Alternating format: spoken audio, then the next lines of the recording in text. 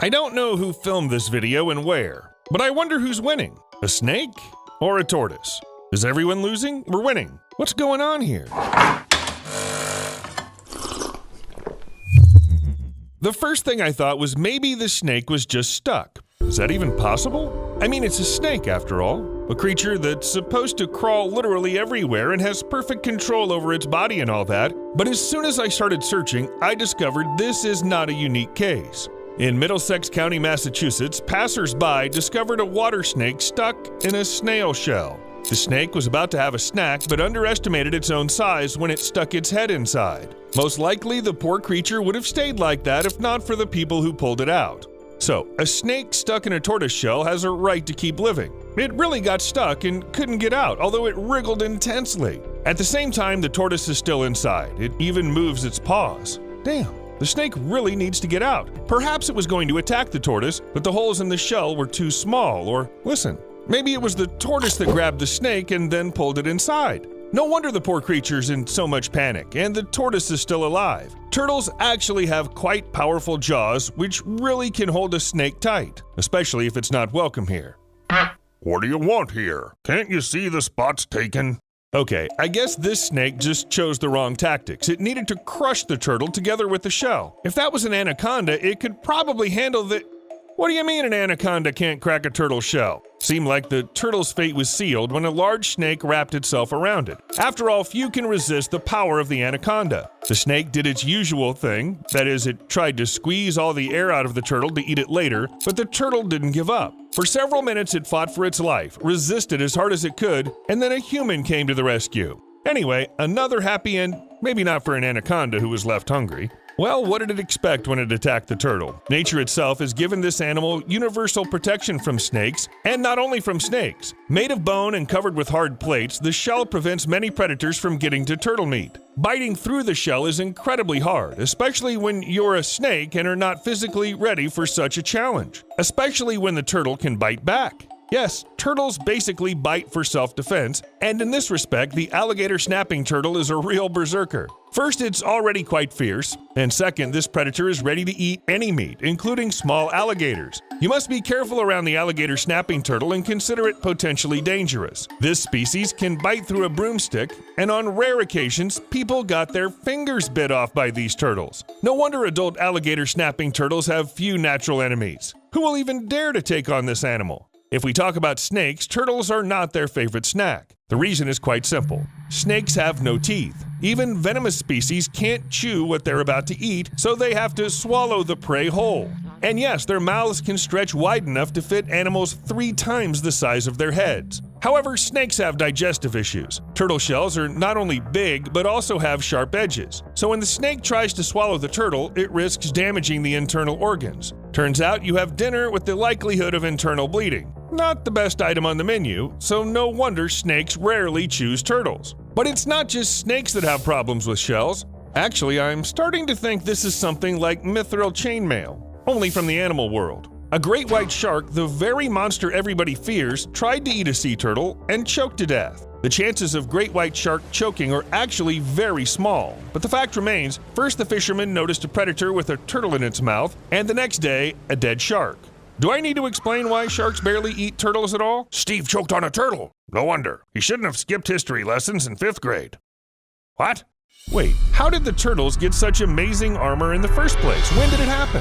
Well, research published in the journal Current Biology on May 30th, 2013 suggests turtle shells may have started to evolve 260 million years ago. Damn long ago, you might probably think.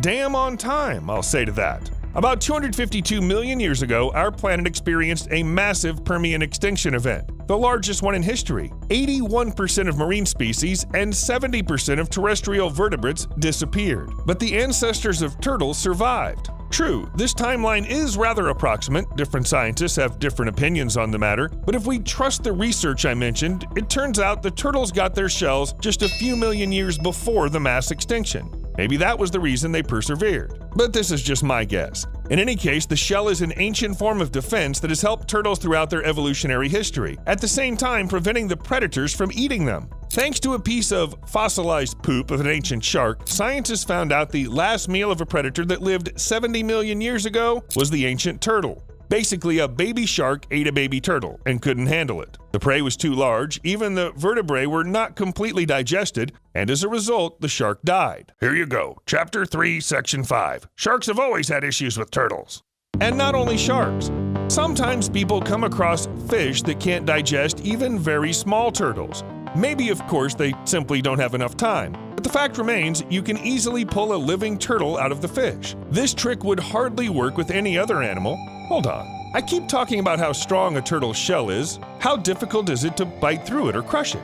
But we need numbers. So the shell of the tortoises is harder than that of the turtles. They have evolved stronger armor because they can't flee to the water when they're in danger. The shells of tortoises are thought to be capable of withstanding up to 200 times their weight.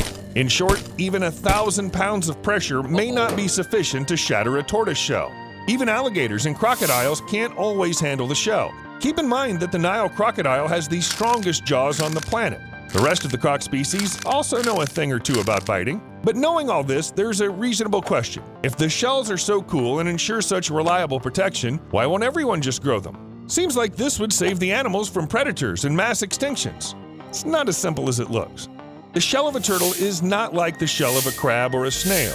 Turtle can't just get out of it because the shell is part of its body. It's formed by the ribs fused with the vertebrae, modified in a special way. According to paleontologist Tyler Lyson, this may be the main reason why no one else can develop such a shell. The ribs of mammals and lizards are used to ventilate the lungs. If you put your ribs in a protective shell, then you'll have to find a new way to breathe, which takes much more effort than fleeing from predators.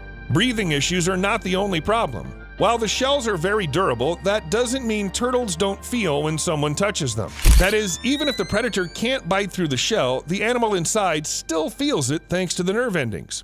It might not be as painful as a crocodile biting someone's hand, but still, it's hardly a nice feeling. Don't forget about the issues with maneuverability and flexibility.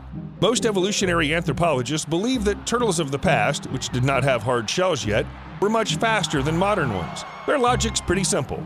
The shell's great for defending against predators, but it limits the range of motion, which is why turtles can't develop high speed on land. Also, the shell increases the weight turtles must carry around.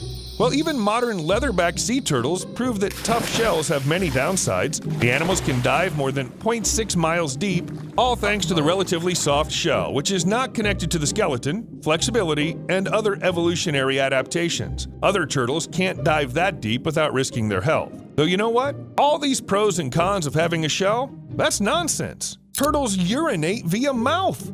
I just had to get it off my chest. Of course, not all species do this. Strictly speaking, only Chinese soft-shell turtles do it. They stick their heads in water and rinse their mouths to remove urea, the main ingredient of animal urine. That is, they essentially spit it out. Arc your neck. Can you see the range on that thing?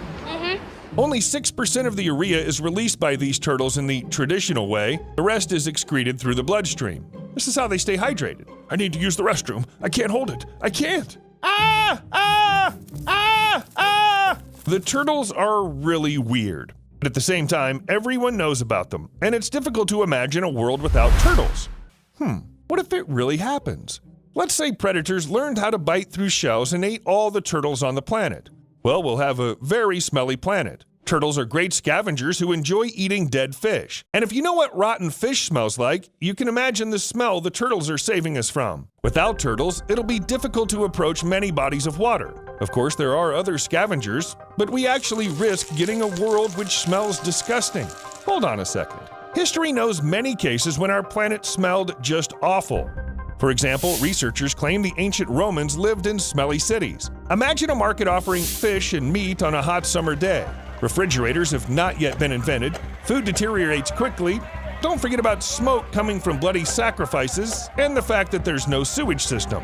Yes, at this time, Cloaca Maxima, a part of the sewage system, was already there. But research shows that it mainly served to drain water pooled on the streets or filled the lowlands after river floods. That's it. It didn't remove, let's say, human waste. Even later, our cities didn't always smell better. Of course, most of the periods of bad smell were caused by rapid urbanization and poverty. But not only that. Well, the stench from Venetian canals still causes problems. Hey turtles, what's up with that? You gonna do something about this or not? See you later.